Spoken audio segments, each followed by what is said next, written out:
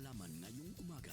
GB Balita Express. GB Balita Express. Mga balitang kinalap ng buong puwersa ng GB 99.9 Batangas. GB Balita Express. GB Balita Express. Mga balita sa loob at labas ng Timog Katagalugan. GB Balita Express. GB Balita Express. Narito na ang GB Balita Express. Magandang umaga mga ka-vibes. Kayo ay nakatutok sa GV Balita Express sa programang Good Vibes Morning. Ako po si DJ Frankie, kasama natin sa himpilan, Student Jock Likes and DJ Joey Boy on the line, keeping us GV informed, GV aware, and GV updated. Muli, ito po ang GB Balita Express. oras natin ngayon, 6:37 a.m. on the clock, Philippine Standard Time, hatid sa atin ng RightMed. Dahil gusto ng RightMed na gumaling kayo. At dako na tayo sa ating headlines balita. PBBM makikipagpulong sa mga ambassador ng Czech Republic at France. Hingil kay Zaldico. Investigasyon sa subsidiya sa kuryente isinusulong sa Senado. NHCP kinundina ang viral rave video na ginamit ang lupang hinirang. At krisis sa langis, maaaring umabot hanggang sa katapusan ng 2026. At para sa ating detalye ng balita, PBBM makikipagpulong sa mga ambassador ng Czech at France hingil kay Zaldico. Para sa detalye ng balita, DJ Joey Boy, ibalita mo. GB Balita Express. DJ Frankie, makikipagpulong nga si President Ferdinand Bongbong Marcos Jr. sa mga ambasador ng France at Czech Republic upang talakayin ang sitwasyon ni Zaldico at ang mga hakbang para sa kanyang pagbabalik sa bansa. Ayon kay Palace Press Secretary Claire Castro, pag-uusapan din sa naturang pulong ang detalye ng asylum application ni Zaldico. Samantala, ang nasabi umanong pagpupulong na linawin ang legal at diplomatikong proseso upang matiyak ang maayos na resolusyon ng kaso. Para sa GV Balita Express, ito si DJ Joey Boy sa GV 99.9, your good vibes. At mga vibes, investigasyon sa subsidiya sa kuryente isinusulong sa Senado. Ang iba pang detalye ng balita, hatid sa atin ni Student Jock Likes. Pasok! GB Balita Express. Sa gitna ng pagtaas ng singil sa kuryente at mga reklamo ng consumer, inihain ng Senate Resolution No. 375 upang suriin ang disenyo at pagpopondo ng mga subsidiya sa kuryente, kabilang ang lifeline rate. Binigyang diin na kinikilala ang lifeline rate bilang mahalagang tulong upang matiyak na ang mga pamilyang nangangailangan ay may akses sa abot-kayang kuryente. Ngunit isinusulong din na pag-aralan kung dapat na ang pamahalaan ang direktang magpondo nito.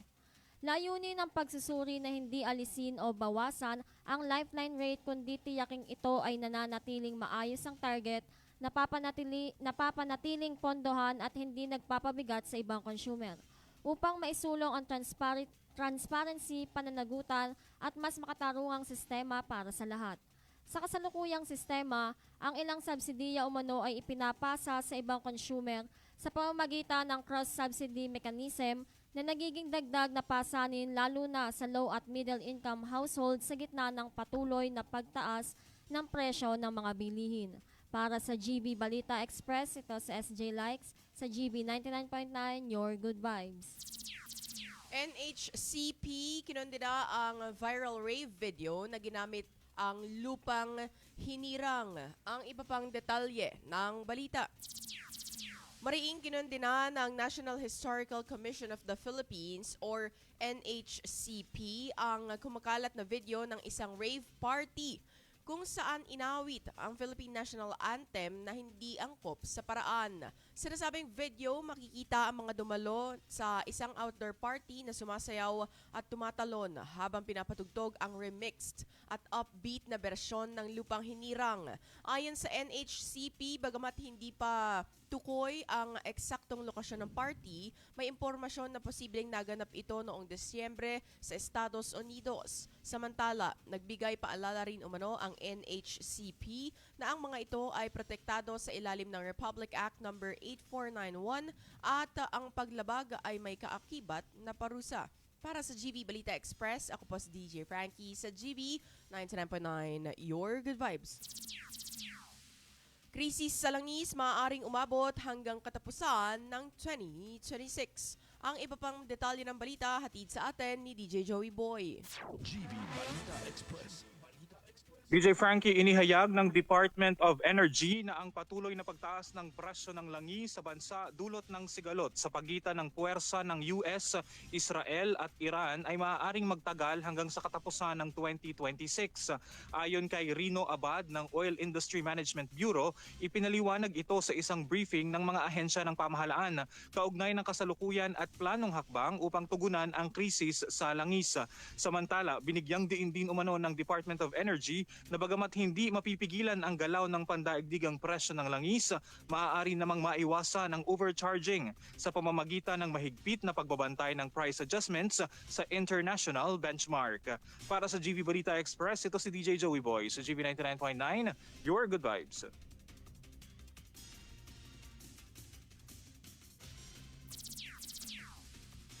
₱250 million na halaga ng shabu na kumpiska sa NAIA. Ang iba pang detalye ng balita hatid sa atin ni Student Jock Likes.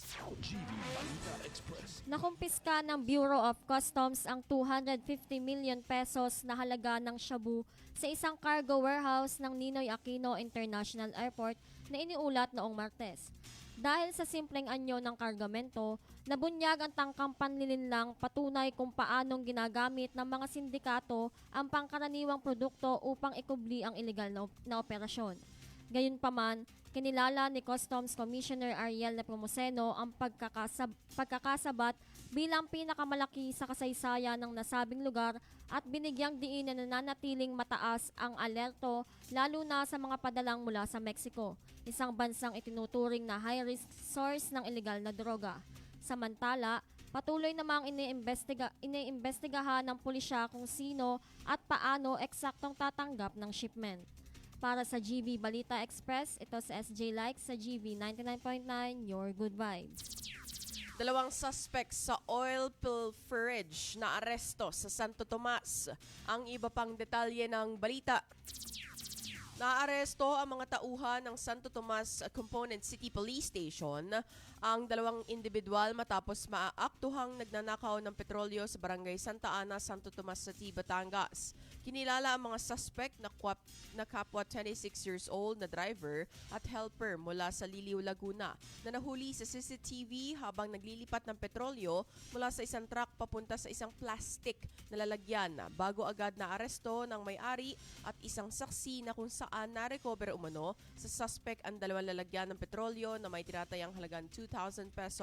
Sa kasalukuyan, patuloy umano ang kanilang pagbabantay laban sa ilegal na aktibidad at binibigyan diin ang kahalagahan ng pakikipagtulungan ng komunidad at paggamit ng teknolohiya tulad ng CCTV upang mapanatili ang kaayusan at seguridad. Para sa GV Balita Express, ako po si DJ Frankie sa GV 99.9, Your Good Vibes. Batangas PNP nagsasagawa ng spot inspection sa ilang police station sa probinsya ng Batangas. Para sa detalye ng balita, DJ Joey Boy, pasok. GB Balita Express. Nagsagawa ng spot inspection ang officer in charge ng Batangas Police Provincial Office sa isang himpilan ng pulisya sa lalawigan ng Batangas upang tiyakin ang kahandaan ng mga ito sa operasyon. Kabilang sa mga ininspeksyon ang mga police stations ng San Luis, Cuenca, Bawan, Santa Teresita at Taal, Batangas na layong masigurong kumpleto ang kagamitan ng mga himpilan at handa sa pinaigting na kampanya kontra kriminalidad at pagpapatupad ng batas. Samantala, pinaalalahanan din umano ang mga tauhan na mahigpit na sundin ang tamang asal, tamang bihis at standard police operational procedures habang inatasan silang panatilihin ang kalinisan, pagiging alerto at tuloy-tuloy na pagbabantay sa lahat ng oras. Para sa GV Balita Express, ito si DJ Joey Boy, sa GV 99.9, Your Good Vibes. At kontrobersya sa ayuda program at sa Batangas, umabot sa pagdinig sa Kongreso. Ang iba pang detalye ng balita hatid sa atin ni Student Jock Likes. GB Balita Express. Nakahanda na ang 84 barangay captain sa Batangas na humarap sa Kongreso kaugnay ng umano'y hindi patas na pamamahagi ng ₱200,000 ayuda sa programang Bawat Barangay Makikinabang. Matapos na hindi sila maimbitahan kahit kompleto umano ang kanilang requirements. Iginiit ng mga leader ng ABC sa Taal at Nasugbu na walang malinaw na paliwanag sa hindi nila pagsama at itinanggi rin ang aligasyong may pumigil sa kanila. Lumutang din umano ang issue ng hiwalay na komunikasyon mula sa Kapitolyo kung saan hindi na isama ang 84 barangay. Samantala, pinangakuan naman ang mga ito na aabonohan muna ang ayuda para sa mga apektadong barangay habang hinihintay ang pondo. Kasabay ng panawagan ng investigasyon upang maiwasan ang posibleng pamumulitika sa distribusyon ng tulong. Para sa GB Balita Express, ito sa SJ Likes sa GB 99.9, Your Good Vibes. At Batangas at Ibaan naglatag ng plano para sa paggamit ng lupang panlalawigan para sa detalye ng balita. GB Balita Express. Nagpulong ang pamahalaan ng panlalawigan ng Batangas at pamahalaan ng bayan ng Ibaan noong Abril 27 upang talakayin ang panukalang paggamit ng ilang lupang pag-aari ng probinsya sa nasasakupan ng bayan. Kabilang ang mga planong proyekto ang pagtatayo ng isang kolehiyo, municipal recovery facility at iba pang programang susuporta sa pagpapaunlad ng agrikultura at pagpapahusay ng serbisyong pampubliko. Samantala, layunin din umano ng pulong na pagtugmain ang development priorities ng bayan at ng Kapitolyo upang mas makinabang ang mga ari-arian ng pamahalaan at maisulong ang sustainable development sa edukasyon, agrikultura at pangangalaga sa kapaligiran sa tulong ng iba't ibang tanggapan sa probinsya. Para sa GB Balita Express, ako po si DJ Frankie sa GB 99.9, Your Good Vibes.